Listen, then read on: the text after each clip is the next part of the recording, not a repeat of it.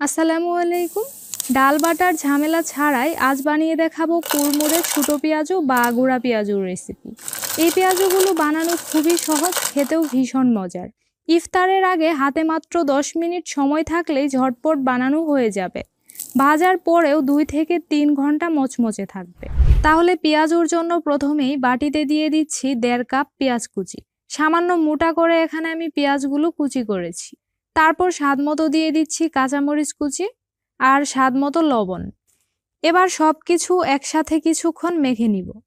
এভাবে লবণ মরিচ দিয়ে মাখানোর কারণে পেঁয়াজ থেকে পানি ছেড়ে দিবে আর কাঁচামরিচের ঝাল সেই সাথে ফ্লেভার দুটোই ভালোভাবে পেঁয়াজে ঢুকে যাবে।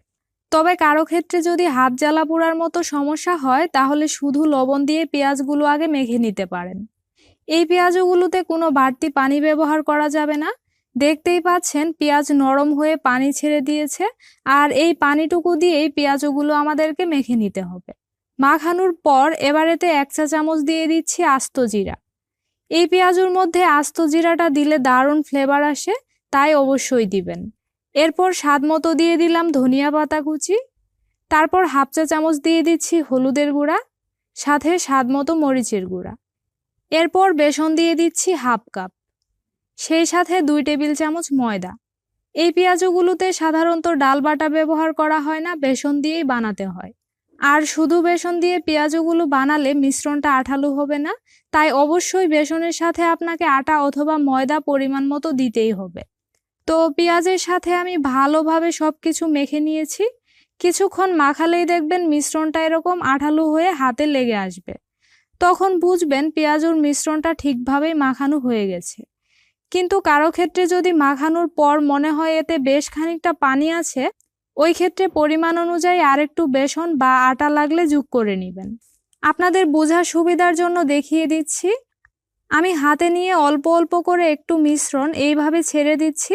দেখুন দলা পাকিয়ে নিচে পড়ে যাচ্ছে। আর এভাবে করে আমাদেরকে পেঁয়াজুর মিশ্রণটা বানাতে হবে।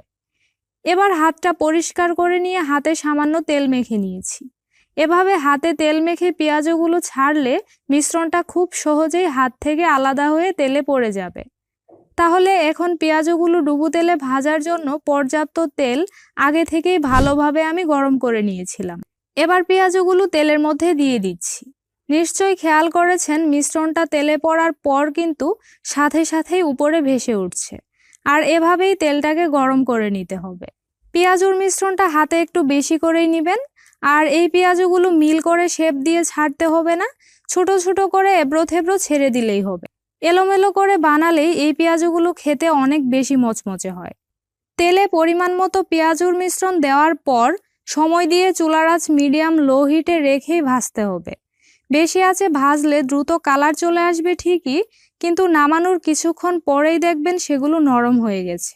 তাই ঘন ঘন উল্টে পাল্টে সময় দিয়েই পেঁয়াজগুলো ভেজে নেবেন। তাহলে চুলা থেকে নামানোর পরেও 2 থেকে 3 ঘন্টার মতো মচমচে ভাব বজায় থাকবে। তো আমার পেঁয়াজগুলোর মধ্যে সুন্দর লালচে কালার চলে এসেছে, সেই সাথে মচমচেও হয়েছে। এবার এগুলো আমি তেল থেকে উঠিয়ে গরম গরম পরিবেশন করব। শব্দ শুনে নিশ্চয়ই বুঝতেই পারছেন কতটা মচমচে হয়েছে। এই পেঁয়াজগুলো বানাতে খুব বেশি উপকরণ লাগে না, আর বানানোটাও খুবই সহজ। পেঁয়াজগুলোর বাইরের দিকটা হবে ভীষণ মুচমুচে আর ভিতরটা থাকবে হালকা নরম। যারা কখনো এইভাবে পেঁয়াজু খাননি তাদেরকে বলবো একবার হলেও এই রমজানে ইফতারিতে বানিয়ে খেয়ে দেখবেন। আশা করি আপনাদের কাছে অনেক ভালো লাগবে। আজ তাহলে এখানেই বিদায় নিচ্ছি। আল্লাহ হাফেজ।